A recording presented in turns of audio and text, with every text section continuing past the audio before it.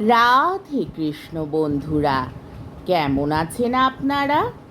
আশা করি সবাই ভালো আছেন। আজকে আবার একটা নতুন ভিডিও নিয়ে হাজির হয়ে গেছি। ভিডিওটি শেষ অবধি দেখার অনুরোধ রইল। আজকের গল্প তারাশঙ্কর বন্দ্যোপাধ্যায়ের অন্যতম শ্রেষ্ঠ উপন্যাস হাঁসুলি বাঁকের উপকথা। আজকে উপন্যাসের ৮০ পর্ব। ওদিকে কোপাইয়ের ধারে খুব গোলমাল। সুচাঁদ বাড়িতে বসে কাঁদছে। ওরে বাবা রে, কোথা গেল রে, দেখে যাও করালি মরল রে। থরথর করে কেঁপে উঠল বসন। কি হলো কি? ও তো সোড়মোড় করে চেঁচাস না, আগে বল কি হলো? ওরে আমার মাথা হলো রে, করালি মরল রে। তোর পায়ে পড়ি, বল কি হলো? আই আগা সাহেব লো বসন, আই লাঠি বলেই কপাল চাপড় মেরে সে আবার চেঁচাতে শুরু করে দিলে। পাড়ায় একটি লোক নাই যে সে জিজ্ঞাসা করে। সবাই ছুটে গিয়েছে ওইখানে। ওখানে যেতে তার পা উঠছে না।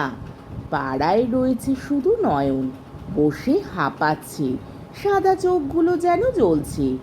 তাকে কোনো কথা জিজ্ঞাসা করতে বসনের জিভ যেন আটকে যাচ্ছে। সে নিজেই ছুটে গেল। কোপাইয়ের ঘাটে গোটা কাহারপাড়া জমে গিয়েছে।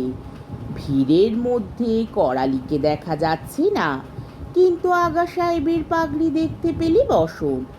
আগা সাহেব মানে কাবুলিওয়ালা। ভিড় ঠেলে ঢুকে বসন অবাক হয়ে গেল। করালি মরে নাই।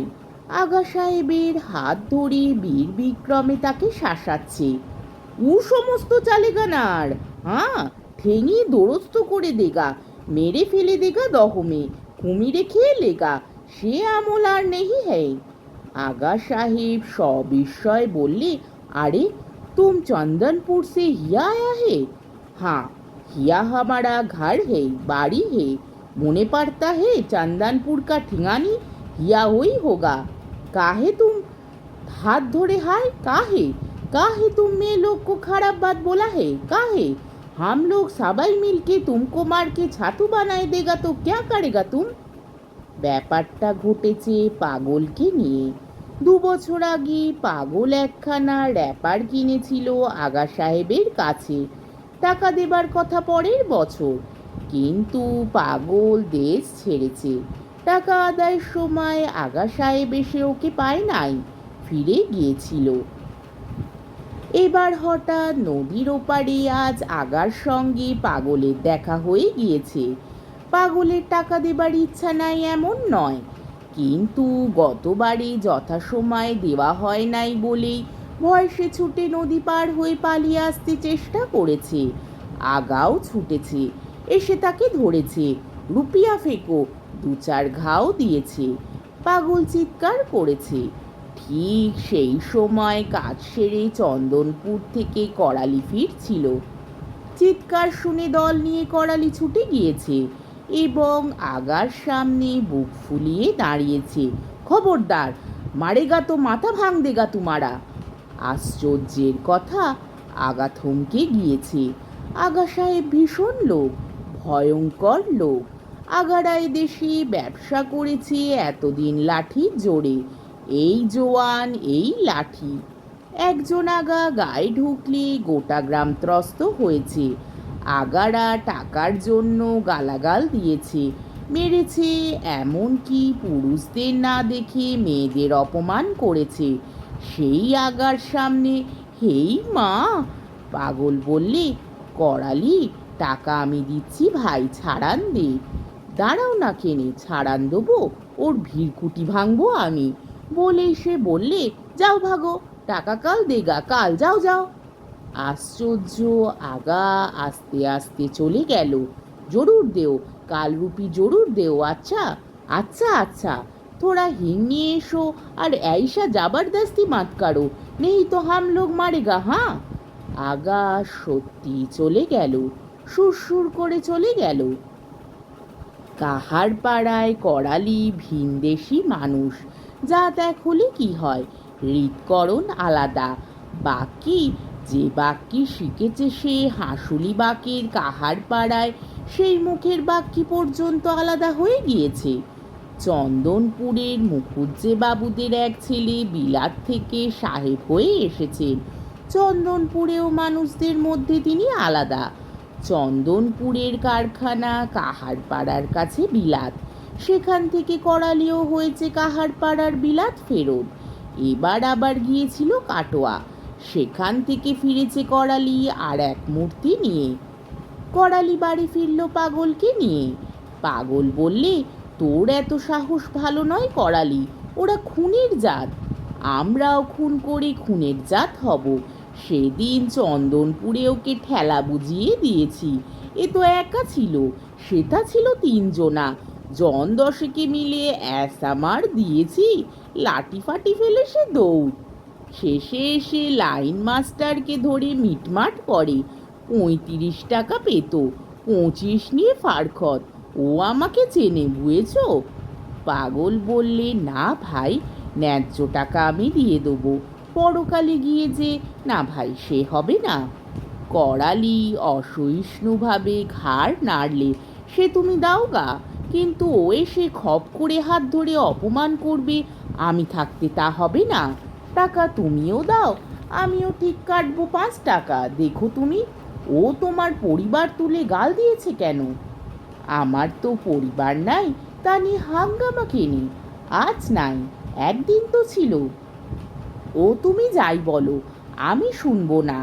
বলেই সে একটা গাছের গুঁড়িতে বসে পড়ল।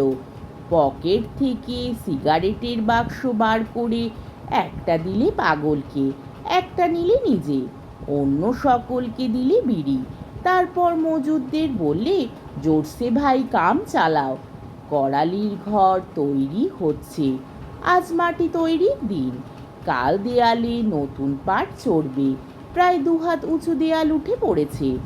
গোটা পাড়াটা তার চারপাশে ঘিরে দাঁড়িয়েছে, একটা ক্ষুব্ধ হিংস্র দৃষ্টিতে তার দিকে তাকিয়ে রয়েছে।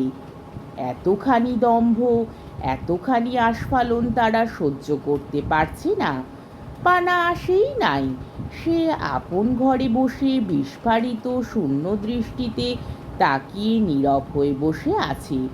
নয়ন হাঁপাচ্ছে আর নখ দিয়ে মাটিতে দাগ কাটছে। নয়নের মা আপন মনেই গালাগাল দিচ্ছে, গালাগাল দিচ্ছে পানার উঠানের নিম গাছটাকে। গাছটা অত্যন্ত উঁচু এবং বিস্তৃত পল্লব হয়েছে। কাক বসেছে, হাড় ফেলছে, হনুমানের বসত হয়েছে।